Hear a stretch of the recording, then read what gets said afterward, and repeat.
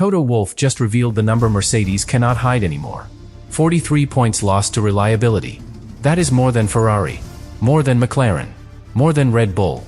And the scariest part is not just the points Mercedes has already lost, it is how they lost them. George Russell was leading in Canada when his Mercedes suffered a catastrophic battery failure. Kimi Antonelli was running second in Barcelona when his car simply switched off. And now, before the Austrian Grand Prix, Mercedes is rolling out new battery modules that still have to prove they can survive a real race. That is not a normal engine problem. That is a championship warning. Because Mercedes is still leading, but the data says the car has a flaw hiding inside the system that gives it power. And Lewis Hamilton, with 0 mechanical points lost at Ferrari, does not need Mercedes to be slow. He only needs them to fail one more time. So Austria is not just about who has the fastest car. It is about whether Mercedes can finally trust its engine, or whether Wolff just revealed the weakness that could hand Hamilton the title fight. Subscribe to the channel. Mercedes should be walking into Austria with the confidence of a team that has the season under control. But that is exactly what makes this so dangerous. Because the championship table still makes Mercedes look powerful. Kimi Antonelli is still leading. George Russell is still close enough to matter. Mercedes still has the constructor's advantage. And when the car is working properly, it still looks like one of the most dangerous machines on the grid. But Formula One does not crown the car that looks dangerous for most of a race. It crowns the car that survives. And right now, survival is the part Mercedes can no longer treat as automatic. That is why Wolff's warning hit so hard before the Austrian Grand Prix. He is not panicking because the Mercedes is slow. He is not sounding the alarm because the team has suddenly forgotten how to build performance. He is reacting because the data is now showing something much more uncomfortable. Mercedes is losing championship points through reliability faster than any top team in the source report. 43 points. That number should stop everything. Because 43 points is not a minor inconvenience. It is not one unlucky weekend. It is not the kind of damage a team can simply wave away with a calm press conference and a promise to investigate. 43 points can change a championship. It can turn a comfortable lead into a nervous lead. It can turn rivals into believers. It can make every future race feel like a test, not just of speed, but of trust. And the worst part is where those points were lost. George Russell was leading in Canada when his Mercedes suffered a catastrophic battery failure. Leading. Not fighting for 6th. Not trying to limit damage. Leading the Grand Prix. That matters because losing from the front is different. When a driver is simply beaten, the team can study why. Maybe the tires went away. Maybe the strategy was wrong. Maybe the rival had more pace. There is pain, but there is also a clear battle to analyze. But when the car stops while it is winning, the pain becomes deeper. Because the driver did enough. The team put the car in position. The result was there. And then the machine took it away. That is the kind of failure that changes the atmosphere inside a garage. Engineers can talk about modules, systems, temperatures, and data traces. But for a driver, the feeling is brutally simple. Can I trust this car the next time I am leading? That question follows Russell into Austria. And then Barcelona made it impossible for Mercedes to pretend this was only one side of the garage. Kimi Antonelli was running second late in the race. The championship leader had points in his hands. The finish was close. The damage looked manageable. Then his car simply switched off. No long warning for the audience. No obvious driver error. No battle slowly lost over 20 laps.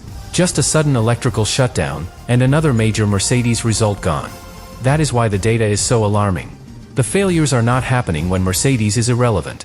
They are happening when Mercedes is about to score heavily. They are happening at the front, exactly where championships are won and lost. And that is why Wolff's language matters. When he says Mercedes cannot compete for a championship if every second race a car loses fat points, he is not just criticizing reliability. He is revealing that the team now sees this as a title threat. Not a background issue. Not a small technical irritation. A title threat. Because every lost point does two things at once. It weakens Mercedes. And it strengthens belief everywhere else. Ferrari watches it and thinks, the door is open. Hamilton watches it and thinks, they are vulnerable. McLaren watches it and thinks, pressure them harder. Red Bull watches it and thinks, make their race messy. That is how reliability data becomes a weapon for rivals. The stopwatch may still say Mercedes is fast. But the points table, the retirement record, and the failure pattern are saying something more dangerous. Mercedes may be fast enough to win. But it may not yet be safe enough to dominate. And before Austria, that distinction is everything. Because the Red Bull ring will not give Mercedes a quiet place to hide. It is short, sharp, and intense. Small gaps matter. Track position matters. Starts matter. A tiny mistake can trap a car in traffic, and traffic can create heat, stress, and pressure. For a team already worried about the electrical side of the power unit, that is a nightmare combination. Mercedes needs clean air, clean starts, clean strategy, clean energy management, clean communication. But clean races are exactly what rivals will try to deny them. And this is where Hamilton becomes the most dangerous person in the story. The source report says Hamilton has lost 0 points to mechanical problems at Ferrari. 0. While Mercedes has been bleeding points through reliability, Hamilton has been finishing, collecting, and staying close enough to make every Mercedes failure matter. That is not just consistency. That is pressure. Because Hamilton does not need Mercedes to become slow. He does not need to destroy them on pure pace every weekend. He only needs Mercedes to keep giving him openings. One shutdown. One battery warning. One race where Antonelli loses points. One race where Russell loses trust. One more Sunday where Ferrari finishes while Mercedes explains. That is how a title fight changes without one dramatic overtake. It changes through reliability. It changes through survival. It changes because one team keeps reaching the finish, and the other team keeps wondering whether the car will make it. That is the hidden danger Wolff has exposed. Mercedes is still leading, but the lead is no longer protected by complete confidence. It is protected by hope, engineering work, and the belief that the new battery modules will finally calm the problem. But Austria has to prove it. Not in theory. Not in a meeting. Not on a simulation screen. On track. At racing speed. Under pressure. Because the alarming data has already told Mercedes what the rest of the season could become if the flaw returns. 43 points lost can become 60. A 41-point driver's lead can shrink quickly. A 72-point constructor's lead can stop feeling comfortable. And a championship that Mercedes should be controlling can suddenly become a fight Hamilton was never supposed to be allowed back into. That is why this first block matters. Before we even talk about the exact battery flaw, the new modules, or the deeper reason the failures keep pointing to the same area, the situation is already serious. Mercedes has speed. Mercedes has points. Mercedes has the lead. But the data says the machine carrying that lead has already betrayed them more than once. And if it happens again in Austria, this will no longer look like a reliability concern. It will look like the moment Mercedes started losing control of a championship from the inside. But the reason Wolff's warning feels so serious is not only the number of points Mercedes has lost. It is what the data seems to be pointing toward. Because after Canada and Barcelona, Mercedes could have tried to separate the failures. They could have said one was unlucky, one was strange, one was still under investigation. And technically, not every failure has been identical. But that is not the comforting part. That is the disturbing part. James Allison did not say every failure came from the exact same broken component. He said the difficulties were not identical, but they essentially originated in the same general area of the battery. That is the sentence that changes the story. Different problems. Similar symptoms. Same broad area. And in Formula 1, that is when a reliability issue stops feeling random. If one part breaks once, a team can replace it. If one batch is faulty, a team can remove it. If one sensor gives a wrong reading, engineers can isolate it and move forward. But when multiple failures point back toward the same zone, the fear becomes bigger. Maybe this is not just a broken part. Maybe this is a stress point inside the architecture of the power unit. Maybe the system Mercedes built is incredibly fast, but operating closer to the edge than anyone outside the garage realized. That is why the battery detail matters so much. To most people, a battery sounds simple. It is the thing in your phone, your laptop, your remote control. It either has charge or it does not. But in a modern Formula 1 car, the battery is not just sitting there quietly. It is working constantly. It stores energy. It releases energy. It feeds power back into the system. It helps the car accelerate out of corners. It helps the driver attack. It helps the driver defend. It is part of the engine's performance, not a small accessory sitting beside it. And under the current power unit rules, that electrical side is carrying a much heavier burden. The source report says electrical deployment has risen to 350 kilowatts, nearly double the previous era. That means the battery system is not just helping more. It is being asked to do a completely different level of work. Think of it like a phone that used to handle calls and messages, and now has to run navigation, record video, stream live, charge another device, and stay at full brightness in the sun. At first, it might seem fine. It still turns on. It still responds. It still looks normal from the outside. But inside, the heat builds. The stress builds. And eventually, it may shut down at the worst possible moment. That is the fear Mercedes is dealing with before Austria. The car may look strong from the outside. The lap time may look strong. The championship position may look strong. But hidden inside the power unit, the battery system may be living under a level of stress that makes every race weekend feel like a gamble. And the word heat is central here. Heat is one of the quietest enemies in Formula One. Fans do not always see it. It does not always produce a dramatic smoke cloud. It may not even change the lap time right away. But inside the car, heat can attack everything. It can weaken components.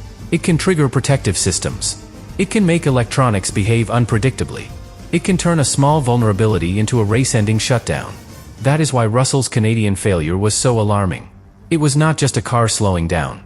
It was described as a catastrophic battery failure. And once a battery failure becomes catastrophic, the team is no longer dealing with a harmless warning. They are dealing with damage serious enough to kill the race. Then Barcelona gave Mercedes the same kind of nightmare in a different form. Antonelli's car switched off late in the race.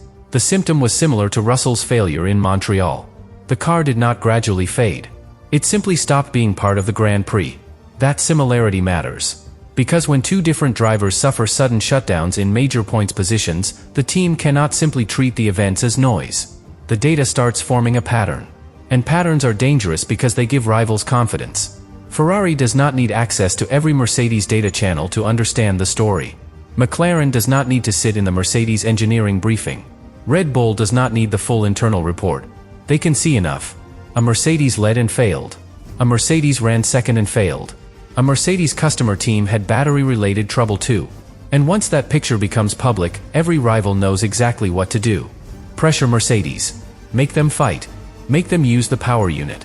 Make them run in traffic. Make them defend track position. Make them choose between performance and protection. That is how a hidden flaw becomes a race weapon. It starts inside the battery. Then it moves into strategy. Then it moves into driver confidence. Then it moves into the championship. And this is why Austria is such a dangerous place for Mercedes to prove the fix. The Red Bull ring is short, intense, and unforgiving. There is not much room to disappear into a calm race of your own. Traffic can appear quickly. Small gaps matter. Starts matter. A tiny loss off the line can leave a driver trapped in dirty air, and dirty air makes cooling harder. That connects directly to Mercedes' bigger fear. If the battery system is sensitive to heat and electrical stress, the team wants clean running. It wants controlled temperatures. It wants predictable energy deployment. It wants the drivers in open air, not stuck fighting lap after lap. But Austria may not give them that. If Ferrari qualifies close, Hamilton can apply pressure immediately. If McLaren gets involved, strategy becomes harder. If Red Bull makes the race messy, Mercedes loses control. And control is the one thing a team with reliability concerns desperately needs. Because control allows management. Without control, everything becomes reactive. A driver defends because he has to. A team uses energy because track position demands it. Temperatures rise because traffic creates dirty air. The pit wall takes risks because rivals force the timing. And suddenly, the very system Mercedes wants to protect is being pushed harder than planned. That is the trap. Mercedes cannot race Austria like it is afraid. But it cannot race Austria like Canada and Barcelona never happened. This is why Wolff's data reveal feels so alarming. It exposes a championship team caught between two opposite needs. They need performance. But they also need protection. They need to beat Ferrari. But they also need to protect the car from itself. They need Antonelli to defend his lead. But they also need Russell to feel that his own season still matters. They need new battery modules to work. But they also need those parts to prove themselves under real race conditions, not just in theory. And that last point is critical. Mercedes is expected to begin rolling out updated battery modules around the Austrian Grand Prix weekend. That sounds like the solution is arriving. But arriving is not the same as being proven. A test bench can show a part is stronger. A simulation can suggest the risk has dropped. Data can tell engineers they are moving in the right direction.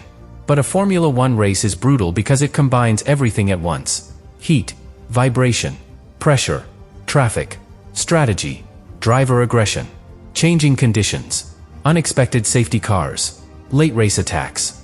The car has to survive all of it. Only then does the fix become real. That is why Allison's wording carried so much tension. He suggested that most of the risk areas had been identified, and that, with a bit of luck, things should improve as the new modules are rolled out.